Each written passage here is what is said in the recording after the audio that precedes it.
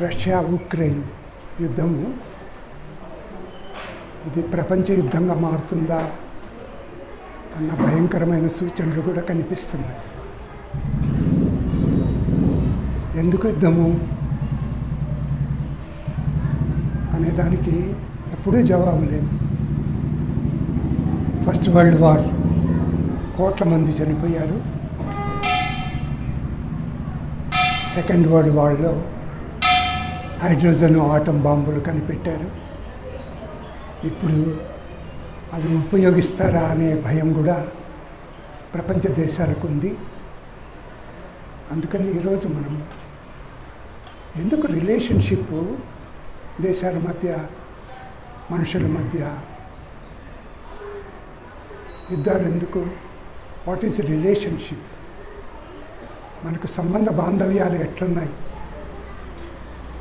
చాలా నియర్ నుంచి మొదలుపెట్టాం. పెద్ద సమస్యలు చాలా సాదాసీదాగా మనం ఆలోచించడంలో పెద్ద సమస్యలకు కూడా పరిష్కారాలు ఉంటాయి. So you have to begin very near, చాలా దగ్గరలో మొదలుపెట్టి అర్థం చేసుకోవాలి. మీకు అమ్మ నాన్నకి ఉండే సంబంధం ఏంటి, దీనికి వరల్డ్ వార్కి సంబంధం ఏం తాతగారు అంటే తప్పకుండా సంబంధం ఉంటుంది.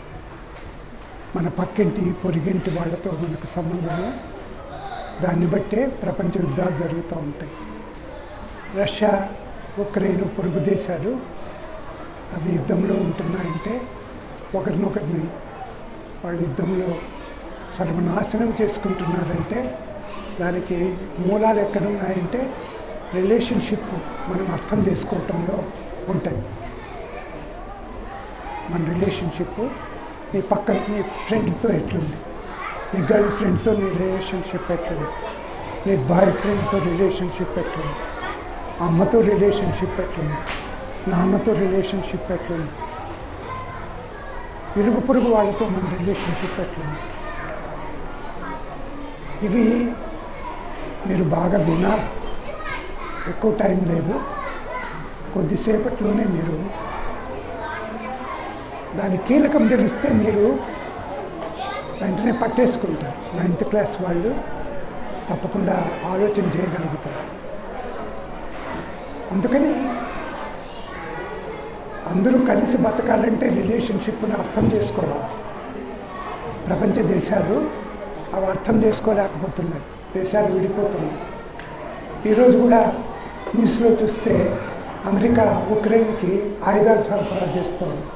రష్యా పైన యుద్ధం జరుగుతూ ఉంది, మేము ఆయుధాలు మీకు ఇస్తున్నాము. యుద్ధాన్ని ఆపడానికి కాదు వాళ్ళు ప్రయత్నం చేయడానికి, ఆయుధాలు వ్యాపారంలో అమ్ముకోవటానికి. ఇంత ఘోరం ధర పెట్టారని ఆయుధాలు అమ్ముకునేకి యుద్ధాన్ని వాళ్ళే ప్రేరేపిస్తారు, యుద్ధాన్ని వాళ్ళే కల్పిస్తారు, ఆయుధాలతో డబ్బు చేసుకుంటారు. ఉక్రెయిన్లో యుద్ధం వచ్చిందని ఇక్కడ వ్యాపారస్తులు ఆయిల్ అంతా దొరకకుండా దాపెట్టారు, ఆయిల్ ధరలు పెంచేశారు. ఎందుకంటే యుద్ధం పేరుతో ఆయిల్స్ దొరకడం లేదు అని చెప్పి లోపల దాపెట్టేశారు. గోడౌన్స్లో ఆయిల్ దొరకడం లేదు, ధరలు పెంచేసి అమ్ముతున్నారు. యుద్ధాన్ని కూడా డబ్బుగా మార్చుకునే స్వార్థం మనుషుల్లో ఉంది అంటే మీరు ఆలోచన చేసుకోండి. మన సంబంధాలు అన్నీ కూడా వ్యాపార సంబంధాలు, డబ్బుతో సంబంధాలు. మానవ హృదయాల్లో నిజంగా సంబంధాలు ఉన్నాయా? ఈ ప్రశ్న చాలా ఇంపార్టెంట్. మన చదువులు మనకు నేర్పించాల్సింది ఏంటంటే సంబంధ బాంధవ్యాల్లో మనమంతా కలిసి జీవించడం. ప్రపంచమంతా whole universe is one. We have to learn how to live with great cooperation with all the universe.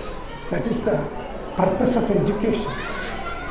ఎడ్యుకేషన్లో మనకు నేర్పించాల్సింది ఏంటంటే మనుషులు అందరూ కలిసి సమస్తంగా అందరూ కలిసి మెలిసి జీవించడం అన్నమాట. అది నేర్పించడం లేదు చదువు. చదువు ఏం చేస్తుందంటే వ్యక్తిగతంగా మనుషుల్ని విడదీస్తుంది, ఎవరికి వాళ్ళుగా స్వార్థాన్ని ప్రేరేపిస్తుంది. నేను సుఖంగా ఉంటే చాలు అనుకుంటున్నారు, అంతేగాని అందరూ బాగుండాలా అని అనుకోవటం లేదు. అందరూ బాగుండాలా అనుకుంటే యుద్ధాలు ఉండవు. యుద్ధాలు ఎందుకుంటాయంటే వాళ్ళ ద్వేషం, స్వార్థం, ఎవరి స్వార్థం. ఉక్రెయిన్ పైన ప్రేమతో అమెరికా ఆయుధాన్ని సరఫరా చేయటం లేదు. తన ప్రయోజనం, తన వ్యాపారం. రష్యా పైన రష్యా ఎక్కడ తను మించిపోతుందో అని చెప్పి రష్యా పైన ఆధిపత్యం కోసం అమెరికా, రష్యా చాలా ఏళ్ల నుంచి, దశాబ్దాల నుంచి పోరాటంలో ఉన్నాయి. అదే పోరాటము ఇప్పుడు కొనసాగుతుంది. మీరేమో సబ్జెక్ట్స్ చదువుకుంటారు, మీ సబ్జెక్ట్స్ ఏమి ఉండవు. మీ సోషల్ స్టడీస్లో ఏమి ఉండవు. మీ సైన్స్లో ఆయుధాల ప్రయోగము, దాని వినాశనము ఉండదు. చెప్తారు, బట్ మన కళ్ళ ముందర ఉండే నిజంగా ఈ క్షణంలో జరుగుతూ ఉండేది మనం గ్రహించాలంటే ఈ క్షణంలోకి సబ్జెక్ట్స్ని అన్నీ తీసుకురావాలి. మనం చదివే చదువులన్నీ కూడా ఎప్పుడో జరిగినవి, ఒక 50 ఏళ్ల కిందట, 100 ఏళ్ల కిందట చదివే సబ్జెక్ట్స్ చెప్తూ ఉంటారు. సబ్జెక్ట్స్ని మనం ప్రజెంట్లోకి తీసుకురావాలి. ప్రజెంట్లోకి తీసుకొస్తే వాటికి లైఫ్ ఉంటుంది. మీ చదువుకి అర్థము, పరమార్థం ఉంటుంది. లేకపోతే they have no use, they have no purpose, they are useless. మన చదువులు ఎందుకు యూజ్లెస్గా మారిపోతున్నాయంటే వాటికి కనెక్షన్ లేదు. లైఫ్కు జరిగేదానికి, మీరు చదివేదానికి సంబంధమే లేకుండా పోయింది. రిలేషన్షిప్ ఎప్పుడు కూడా ప్రజెంట్ మూమెంట్లో ఉండాలి. ప్రజెంట్ మూమెంట్లో మీ సంబంధాలు అమ్మతో ఏంటి, నాన్నతో ఏంటి, మీ అమ్మకు నాన్నకు ఏ సంబంధం ఉంది? నాన్న డామినేట్ చేస్తాడా, అమ్మ డామినేట్ చేస్తూ ఉంటుంది అది ఇంట్లో. సంబంధాలు అక్కడ బెడ్స్ కొడతాయి కాబట్టి ప్రపంచ యుద్ధాల్లో కూడా అదే బెడ్స్ కొట్టడం అనేది కంటిన్యూ అవుతుంది, ఎప్పుడు కంటిన్యూ అవుతుంది. ఇది చూసినప్పుడు మనము మన సంబంధాలని, నీ ఫ్రెండ్తో నీకున్న సంబంధము చాలా ఇంపార్టెంట్. ఎవరైనా సరే ఆ ఫ్రెండ్తో నీకుండే సంబంధం ఏంటి? నేను యూనివర్సిటీల్లో గర్ల్స్, బాయ్స్ వాళ్ళ గురించి చదువుతూ ఉంటాను. గర్ల్స్, బాయ్స్ వాళ్ళ రిలేషన్షిప్ ఏమంటే వాళ్ళు నోట్స్లు కొట్టేయడము, మంచి నోట్స్లు ఉంటే వీళ్ళు ఫస్ట్ మార్కులు ఎట్లా తెచ్చుకోవాలా, ఆ విధంగా ఏ విధంగా వాళ్ళు తమ స్వార్థ ప్రయోజనాలకి ఫ్రెండ్షిప్ను ఉపయోగించడం, ఇది చేస్తున్నారు అని నేను చదువుతున్నాను. అందుకని రిలేషన్షిప్ ఎక్కడా లేదు. రిలేషన్షిప్ అంతా స్వార్థ ప్రయోజనాల కోసము ఒకరినొకరిని మోసం చేస్తా.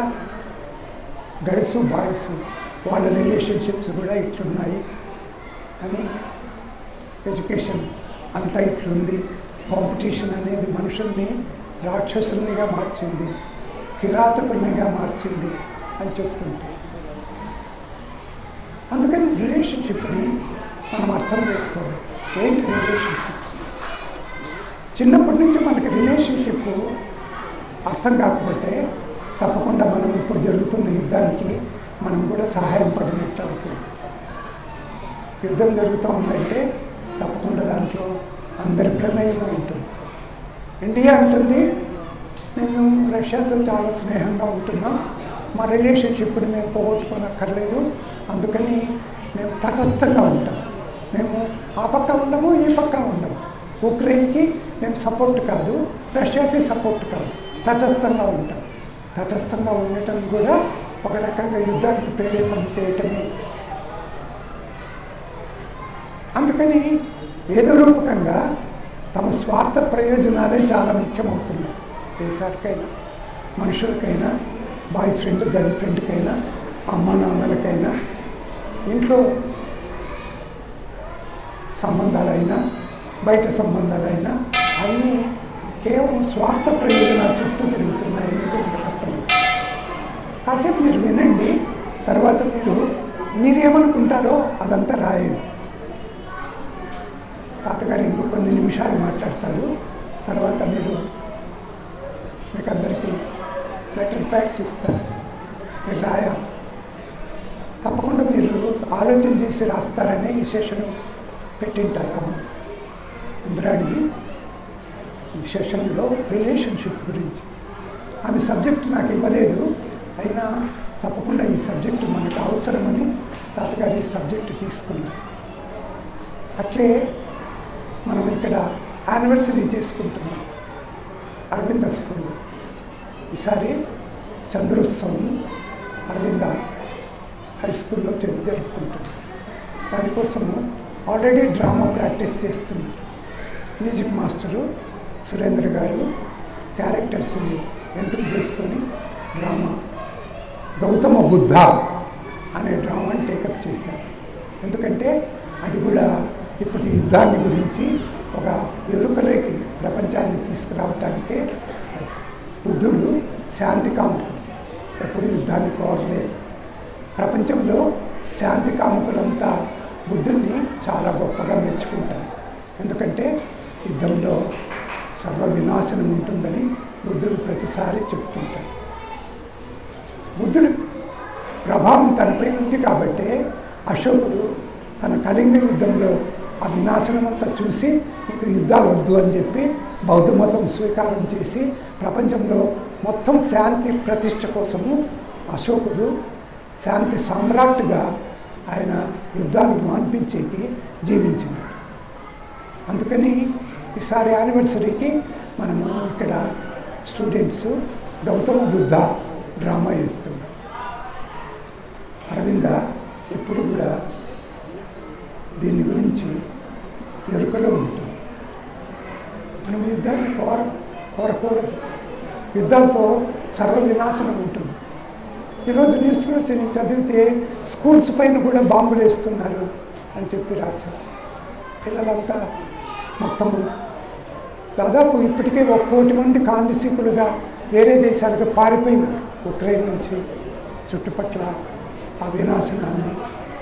కొంతమంది అంటున్నారు ఏ క్షణంలోనైనా అణుబాంబులు ప్రయోగించడానికి కూడా అవకాశం ఉంది అని చెప్తున్నారు.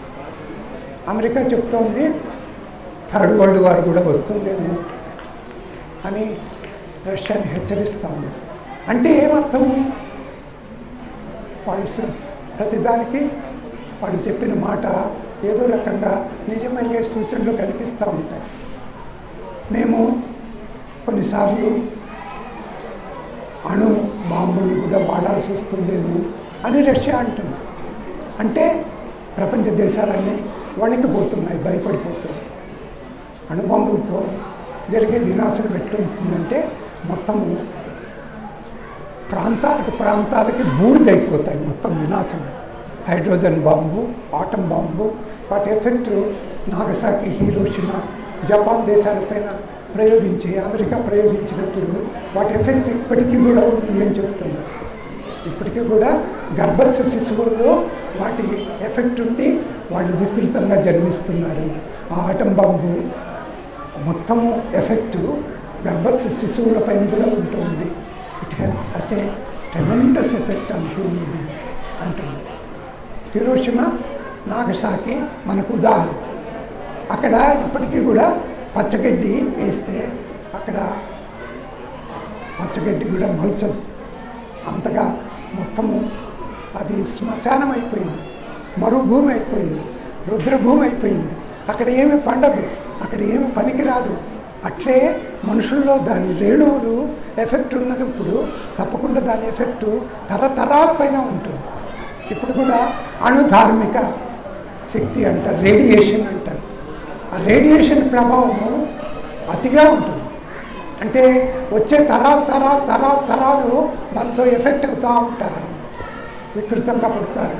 మనకి భోపాల్లో గ్యాస్ లీక్ అయింది, దాని ఎఫెక్ట్ ఇప్పటికీ ఉంది. భోపాల్లో గ్యాస్ లీకేజ్ ప్రభావము ఇప్పటికీ ఈ క్షణానికి ఉంది. ఇప్పటికి కూడా వేలు లక్షల మంది దాని ఎఫెక్ట్తో బాధపడుతున్నారు. ఇది మనం చాలా జాగ్రత్తగా చూసుకోవాలి. ఎందుకు ఇట్లా జరుగుతుందంటే మనకు రిలేషన్షిప్ అంటే ఏమో తెలియదు. మన స్వార్థమే చాలా ముఖ్యం. ఇక్కడ వ్యాపారస్తులు ఎట్లయితే నూనె దాచిపెట్టి ఎక్కువ ధర చేసి అమ్ముతున్నారో మనం కూడా నా స్వార్థము నేను బాగుంటే చాలు అనుకుంటారు. ఇతరులు ఏమైనా పర్వాలేదు. మన చదువులు కూడా ఎట్లా నేర్పిస్తున్నాయంటే, నేను పరీక్ష బాగా రాయాలా, నేను పాస్ కావాలా, నాకు మంచి ఉద్యోగం రావాలా, మళ్ళీ నేను ఆడపిల్లలైతే మంచి మొగుడు కావాలా, మగపిల్లలైతే వాళ్ళకి చాలా మంచి ఉద్యోగం కావాలా, బ్యాంక్ అకౌంట్ బాగా సంపాదించాలా. ఇదొకటే మూలంగా చదువులు సాగుతుంది. అది కాదు చదువుని ప్రయోజనం. నేను అట్లా చదువుకోను, నేను అట్లా జీవించడానికి ఒప్పుకోను. నిస్వార్థం కాదు ముఖ్యం. ప్రపంచాని కోసము నువ్వు ఎట్లా ఆలోచిస్తున్నావు, ప్రపంచాని కోసము నువ్వు ఎట్లా జీవిస్తున్నావు, నువ్వు ఏ విధంగా జీవిస్తున్నావు అనేది చాలా ఇంపార్టెంట్. ఎడ్యుకేషన్ దానికి హెల్ప్ చేయాలి. మీరు వింటున్నారు, అయితే మీరు నిజంగా మీ జీవితంలో ఏ మార్పు వస్తుంది? అందరి కోసం మీరు బతుకుతారా, మీ ఒక్కరి కోసం బతుకుతారా? ఇది రిలేషన్షిప్. రిలేషన్షిప్ అంటే మనం కేవలం మనుషుల మధ్య రిలేషన్షిప్పే కాదు. ప్రకృతి అంతా నాశనమైనప్పుడు ఇప్పుడు గ్లోబల్ వార్మింగ్ ఉంది, వేడి విపరీతంగా పెరిగిపోతుంది. ఈరోజు దాదాపుగా 34-35 డిగ్రీలు ఉష్ణం ఉండేది. ఈరోజు ఇప్పుడు గ్లోబల్ వార్మింగ్ మూలంగా దాదాపు 40 డిగ్రీలు పెరిగిపోయింది. ఇప్పుడు 40 డిగ్రీలు ఉష్ణోగ్రత మీరు గమనించుంటారు. మీరు చిన్నోళ్ళు కాబట్టి ఏది పెద్దగా పట్టించుకోరు, మీకు ఎనర్జీ ఉంటుంది. నిజంగా ఈ వేడికి చాలా అలసట పొందుతారు పిల్లలు. చిన్నగా అక్కడ కొలనుంటే అందరికీ, పెద్ద పిల్లలకు కూడా అక్కడ ఈత కొట్ట బుద్ధి అవుతుంది, స్నానం చేయబుద్ధి. స్కూల్స్లో స్విమ్మింగ్ పూల్స్ ఉండాలి, పిల్లలు బాగా ఈత కొట్టాలి. ఆడపిల్లలు, మగపిల్లలు, వాళ్ళు అందరూ కూడా చల్లగా హాయిగా ఉండాలంటే స్కూల్స్లో వాళ్ళు చల్లగా ఉండే అవకాశాలు కల్పించారు. ఏప్రిల్ 1st వీక్ నుంచి మార్నింగ్ స్కూల్స్ అంటున్నారు. మార్నింగ్ స్కూల్స్ పెడితే పిల్లలు హాయిగా ఉంటారా అంటే మధ్యాహ్నం పూట మళ్ళా సఫర్ అవుతారు పిల్లలు. ఇంటికి పోవడంలో మళ్ళా వేడి అదంతా ఉంటుంది. రిలేషన్షిప్ అంటే మనం పర్యావరణాన్ని గురించి కూడా పట్టించుకోవాలి. పర్యావరణాన్ని పట్టించుకోవాలంటే మనకు చెట్లతో, చుట్టూ వాతావరణంతో మనకు గాఢమైన సంబంధం ఉండాలి, ప్రేమ ఉండాలి. చెట్టుని మనం ప్రేమిస్తే మనుషులంతా చల్లగా ఉంటారు. చెట్టుని మనం ప్రేమించకపోతే చెట్లన్నీ కొట్టేస్తే మనుషులు కూడా నాశనం అయిపోతారు. చెట్టును నువ్వు బ్రతికిస్తే మనిషిని నువ్వు బ్రతికించినట్టు, చెట్టును నువ్వు ప్రేమిస్తే మనిషిని ప్రేమించినట్టు. తాతగారు రిలేషన్షిప్ గురించి మాట్లాడుతున్నప్పుడు చాలా వైడన్గా, చాలా విస్తృతంగా, చాలా విశాలంగా, చాలా దూరదృష్టితో మాట్లాడుతున్నారు. మన రిలేషన్షిప్ ప్రకృతితో ఎట్లుంది, పర్యావరణంతో మన రిలేషన్షిప్ ఎట్లుంది, ఇవన్నీ తప్పకుండా మీ పాఠ్యభాగాల్లో చాలా ఇంపార్టెంట్గా చెప్పాలి. అయితే మనకు పరీక్షలే ముఖ్యం కాబట్టి ఇవన్నీ కూడా ముఖ్యం కాకుండా పోతాయి. పరీక్షల్లో మీరు అందరూ కూడా మీరు మాట్లాడతానే విన్నారు. ఎందుకంటే వాళ్ళు కేర్లెస్, వాళ్ళకి అది ఇంపార్టెంట్ కాదు. ఏమీ ఏదో తాత మాట్లాడుతూ ఉంటాడు, మనకేంటి అని నేను గమనిస్తున్నాను, మాట్లాడుతూనే ఉన్నాను. అయినా తాతగారికి చెప్పకుండా, ఎందుకంటే పిల్లల్ని బాధ పెట్టడం తాతగారికి అస్సలు ఇష్టం ఉండదు. ఊరికే ఉంటాడు, వాళ్ళే గ్రహిస్తారు అని. వాళ్ళే గ్రహించే ఇది ఉండాలంటే రిలేషన్షిప్ గురించి చాలా వాళ్ళకి ప్రమేయం ఉండాలి. ఫ్రెండ్స్ అందరూ కూడా రిలేషన్షిప్లో ఒకరంటే ఒకరికి గొప్ప సంబంధం ఉండాలి. అట్లా సంబంధాలు మనకు ఉన్నాయా? రే ముందర కూర్చొని నువ్వు మాట్లాడుతావు అంటే ఏంటి నీ ఉద్దేశం? ఏంటి నీ ఉద్దేశం ఏంటి అంటే మాట్లాడేదంతా యూజ్లెస్సా? నీ ఉద్దేశం ఏంటి అంటే రిలేషన్షిప్ అంటే నువ్వు అక్కడ చర్చిస్తున్నావా రిలేషన్షిప్ గురించి? లేకపోతే నీకు ఊదలు పూసుకుంటా కూర్చోంటావు. గాసిప్ పిల్లలు మాట్లాడుతున్నప్పుడు ఎడ్యుకేషన్ గురించి మాట్లాడడం లేదు, గాసిప్ మాట్లాడుతూ ఉంటారు. గాసిప్ అనేది రిలేషన్షిప్ కాదు. 9th క్లాసు ఇప్పుడు మీరు ఇట్లుంటే తప్పకుండా మీరు పెద్ద అయినప్పుడు డిఫరెంట్గా మారుతారు అనే విశ్వాసం ఎవరికి లేదు. I have no belief that you will be good citizen or responsible citizen because you are selfish. You are all selfish. మీకు మీ సెల్ఫ్ చాలా ముఖ్యం, మీ సంతోషం చాలా ముఖ్యం, మీ గాసిప్ చాలా ముఖ్యం. అంతేగాని ఇతరులకు మనం ఎట్లా ఇది చేస్తున్నాం, ఒకదాన్ని మనం వినడంలో కూడా రిలేషన్షిప్ ఉంటుంది. టీచర్ని మీరు శ్రద్ధగా వింటే టీచర్తో మీకు సరైన సంబంధం ఉన్నట్ట. టీచర్ని మీరు కేర్ చేయకుండా వినకుండా ఉంటే టీచర్తో what relationship you have with your teacher.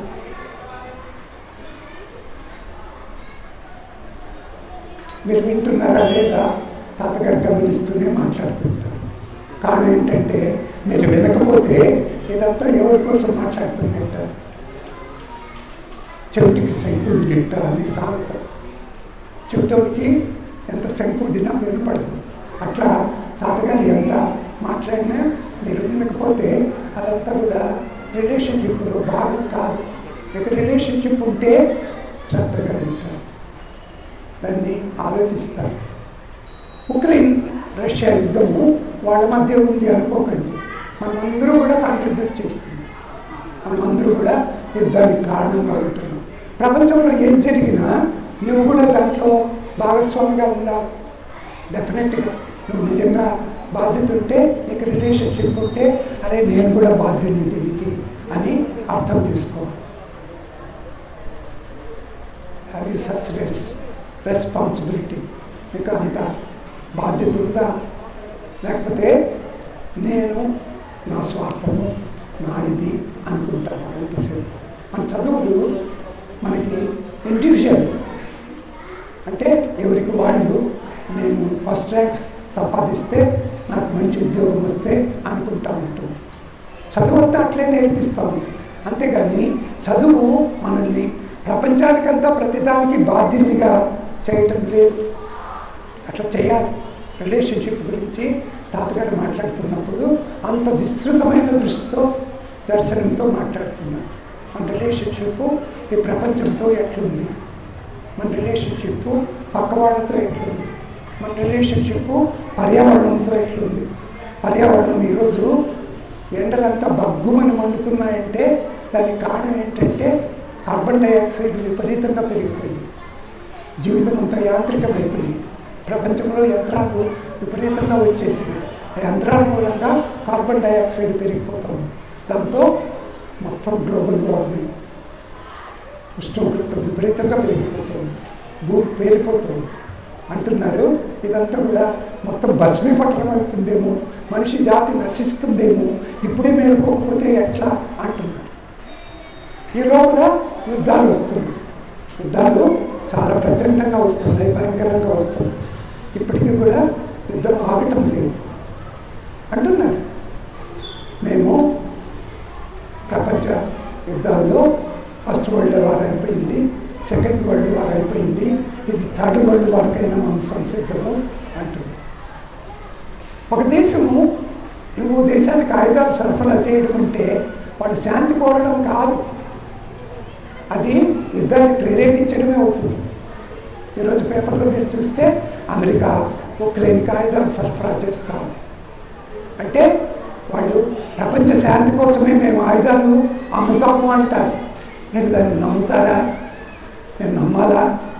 ప్రపంచ శాంతి కోసము మేము ఆయుధాలు తయారు చేస్తున్నాం, మా దేశం సంరక్షించుకోవడం కోసము ఆయుధాలు కొనుక్కుంటాము అంటారు పేద దేశాలు కూడా. ఇండియా కూడా దీంట్లో తక్కువేం తెలియలేదు. ఇండియా కూడా బుద్ధుని గురించి మాట్లాడుతుంది. అయితే ఇండియా కూడా ఆయుధాలని కొని దాపెట్టుకోండి.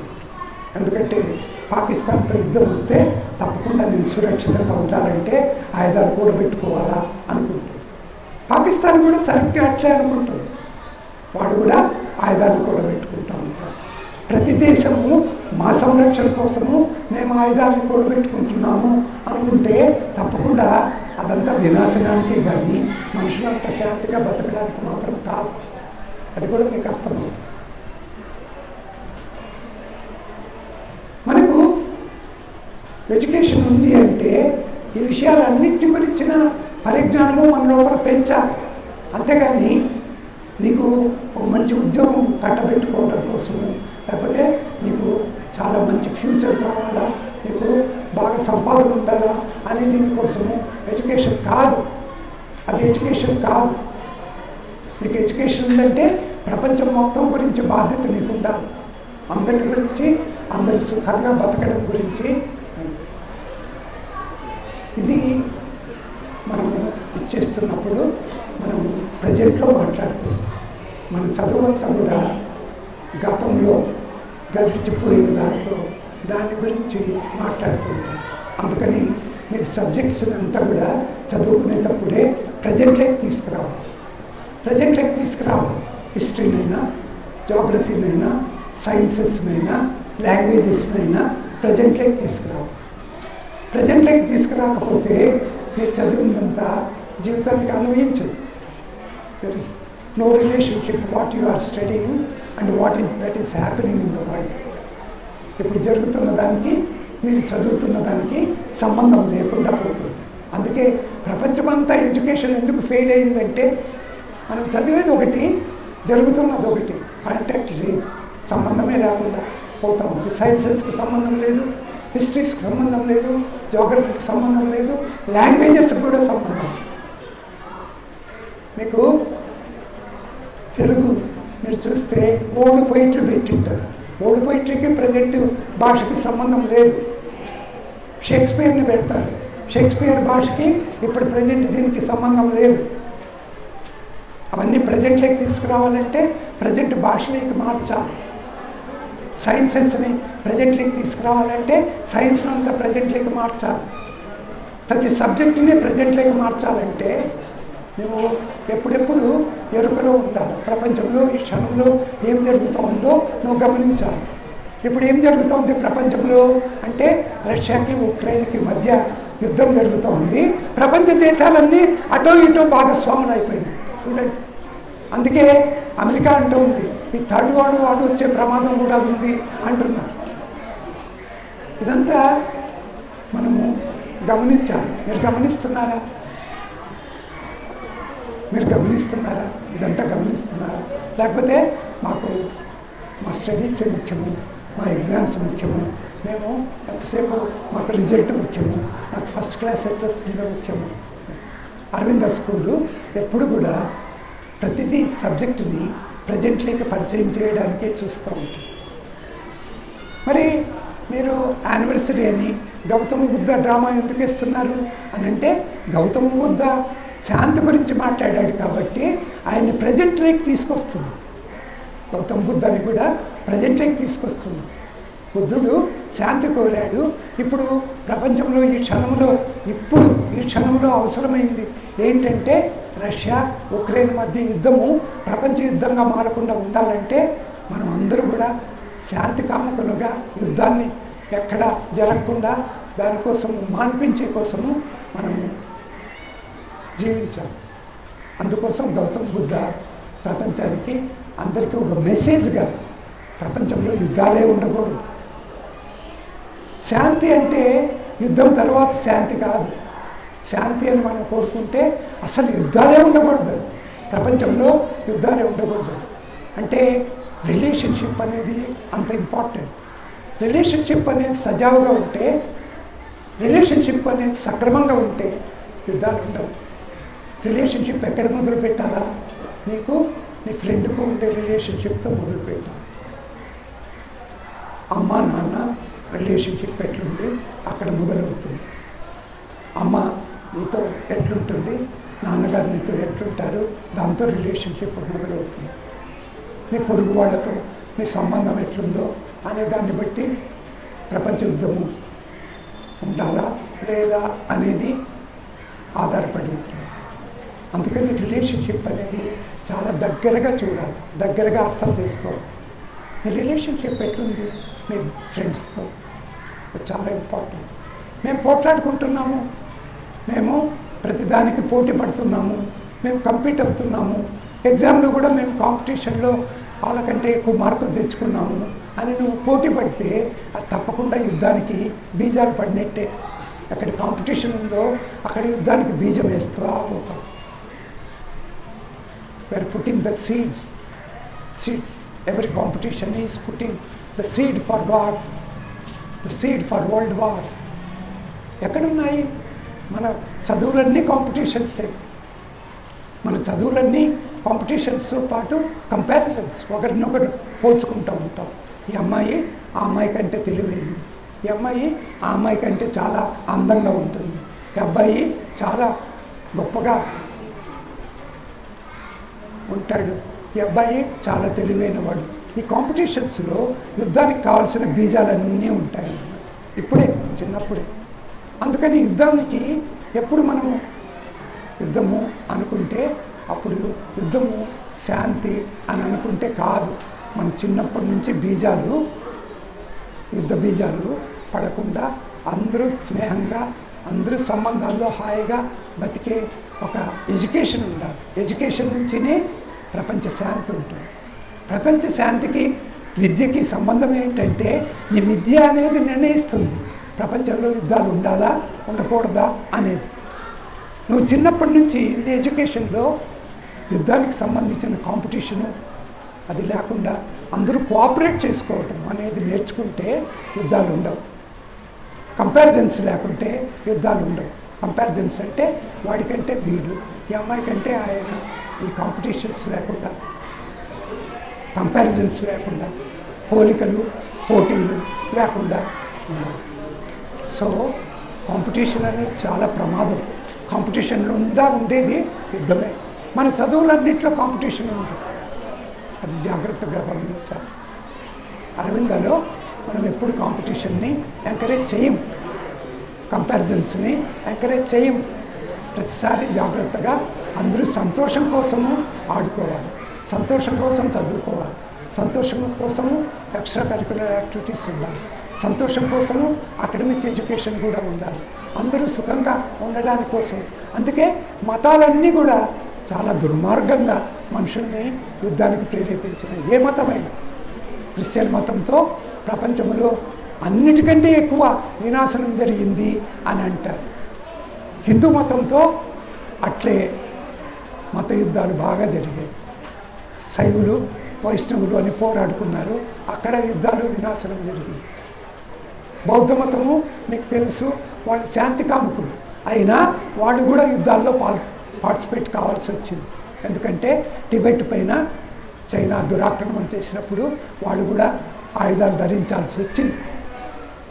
దలైలామా శాంతి గురించి మాట్లాడినా వాళ్ళు కూడా యుద్ధము అని అన్నప్పుడు వాళ్ళు కూడా ఎంతవరకు శాంతిని పాటిస్తారు అనేది అనుమానంగానే ఉంటుంది. ప్రతి మతము మీరు చూడండి యుద్ధాలకు ప్రేరేపణ జరిగింది. ఆంధ్రదేశంలో మీరు ఇప్పుడు చూస్తే కులాల యుద్ధం జరుగుతూ ఉంది. అన్ని కులాలు, మీరంతా పవన్ కళ్యాణ్ అంటే జై అంటారు, ఎందుకంటే ఆలోచన ఉండదు మనకు. అవన్నీ యుద్ధాలే అని మీకు తెలియదు. మీరు ఏ పార్టీ ఏ మనిషిని ఎక్కడ సపోర్ట్ చేసినా అది యుద్ధానికి మీరు బీజం వేసినట్టే. అందుకే తాతగారు ఎప్పుడు అనుకుంటారు, ఎంత పర్సెంటేజ్ ఓట్లు వేసినారు, 5 రాష్ట్రాల్లో ఎన్నికలు జరిగితే ఎంత పర్సెంటేజ్ ఓట్లు వేసినారు అంటే 60% అని తేల్చారు. నేనైతే ఆ 40% ఎవరున్నారో ఎన్నికల్లో పార్టిసిపేట్ కుండా వాళ్ళకి సెల్యూట్ కొట్టాను. ఆ 40% తెలివిగా ఉంటుంది. ప్రపంచమంతా ఎవరు యుద్ధాల్లో పార్టిసిపేట్ కారో వాళ్ళు ఊరికే ఉంటారు. Inaction is the great action అంటారు. అంటే నువ్వు ఎక్కడ ఇది అట్లని నువ్వు అన్యాయానికి సపోర్ట్ చేయకూడదు. అందుకని ఈ దేశంలో ఎన్నికలు జరిగినప్పుడు ఎవరు ఎన్నికల్లో పార్టిసిపేట్ చేయరో వాళ్ళలో కొంచెం తెలివి ఉంది అని అర్థం. నువ్వు ఏ హీరోకి నువ్వు జైకొట్టినా నువ్వు ఎక్కడో అక్కడ యుద్ధానికి ప్రేరేపణ చేసినట్టు. ఒక్కొక్క చోట ఒక్కొక్క రకం యుద్ధాలు జరుగుతుంటాయి. రష్యా ఉక్రెయిన్ యుద్ధము అక్కడ జరుగుతూ ఉంది. అది ఎందుకు జరుగుతూ ఉంది ఇప్పటికీ తేల్చలేకపోతున్నారు. కొందరు ఏమంటున్నారు, ఉక్రెయిన్ చాలా విజృంభించింది, రష్యాని కేర్ చేయలేదు అందుకని అంటారు. కొందరు ఏమంటారు, ఇది అమెరికా చంకలేకి ఎక్కుతూ ఉంది, అందుకని అమెరికా వాళ్ళు ఉక్రెయిన్ వశంలో పెట్టుకుంటున్నారు, అందుకని రష్యా కోపం వచ్చి యుద్ధం వస్తూ ఉంది అని కొందరు అంటున్నారు. కొందరు ఏమంటున్నారు, ఉక్రెయిన్లో శక్తులు చెలరేగినాయి. వాళ్ళు కూడా బాంబులు తయారు చేస్తున్నారు. ఇది ప్రపంచానికి ముప్పు, అందుకని మేము ఉక్రెయిన్ని ఇప్పుడే అణిచిపెడుతున్నాము అని రష్యా అంటోంది. కొందరేమంటున్నారు, అక్కడ అణు కర్మాగారాలు ఉన్నాయి, వాటినన్నింటినీ అదుపులో పెట్టుకునేకి, తమ వశంలో పెట్టుకునేకి రష్యా యుద్ధం చేస్తుంది అని కొందరు అంటున్నారు. కారణాలు ఇన్ని రకాలుగా ఉంటాయి. అయితే యుద్ధాలు అక్కడే కాదు, ఇక్కడ కూడా. మొన్న 5 రాష్ట్రాల్లో యుద్ధం జరిగిందంటే ఎన్నికలు కాదు, అవి యుద్ధం, అవి మత యుద్ధాలు. చంపుకున్నారు, ఎన్నికల పేరుతో నాశనం చేసుకున్నారు, ఎన్నికల పేరుతో తిట్టుకున్నారు, అది కూడా యుద్ధమే. ఇక్కడ కూడా యుద్ధం జరుగుతూనే ఉంది. ఇక్కడ కూడా తెలుగుదేశానికి అట్లే